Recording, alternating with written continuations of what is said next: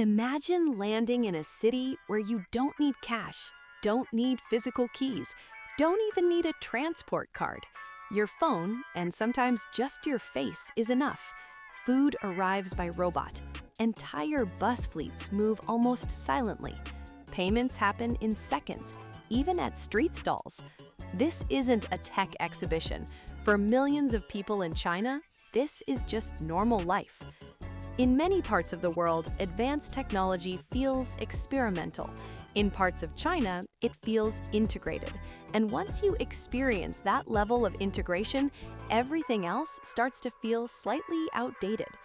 Picture this. You walk into a small neighborhood shop in Hangzhou. There's no card terminal, no cash register, just a printed QR code taped to the wall. You scan it. Payment confirmed instantly. Even elderly street vendors selling fruit operate this way. Platforms like Alipay and WeChat Pay don't just handle transactions. They connect public transport, utility bills, doctor appointments, online shopping, even government services. Daily life runs through one digital ecosystem. No friction, no coins, no waiting. It's invisible, and that's what makes it powerful.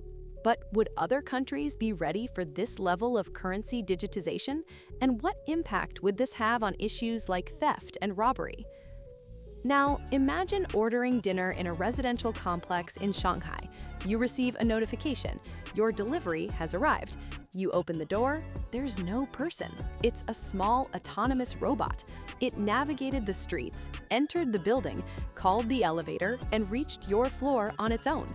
Hotels use robots to bring towels, business districts deploy autonomous delivery vehicles, warehouses operate with AI-guided systems moving thousands of packages per hour. This isn't a prototype behind glass, it's operational infrastructure. Automation isn't futuristic spectacle, it's everyday logistics.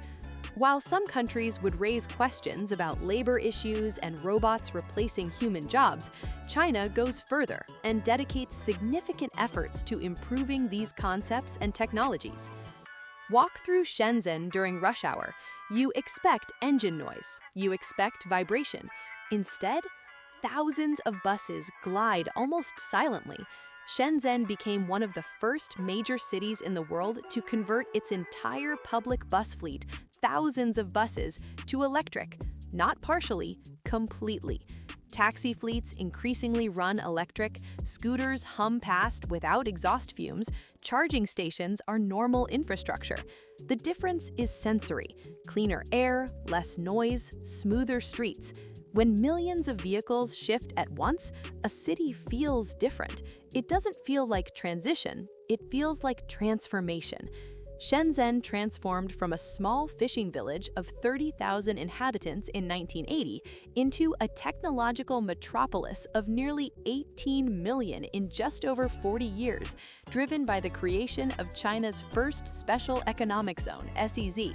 The city became the Chinese Silicon Valley, focusing on innovation, cutting-edge technology, and smart infrastructure. In districts like Chang'an and parts of Shanghai's Pudong, entire urban areas were designed from scratch with digital systems embedded from the beginning. Traffic lights adjust in real time, parking apps guide drivers directly to open spaces, public transit integrates seamlessly with mobile payment, energy grids are monitored digitally, waste systems are optimized through data. Instead of adapting old cities to modern technology, these cities were built for it. When urban planning starts digital first, daily friction decreases, commutes shorten, services accelerate. Chinese cities, often associated with the concept of thinking for you due to their extremely advanced and automated artificial intelligence infrastructure, are transforming the lives of all their residents by combining technology with quality of life. And here's where it becomes deeper than convenience. When technology is embedded at this scale, it changes expectations. A generation growing up in these systems expects instant payments, high-speed mobility, automated logistics, digital integration everywhere.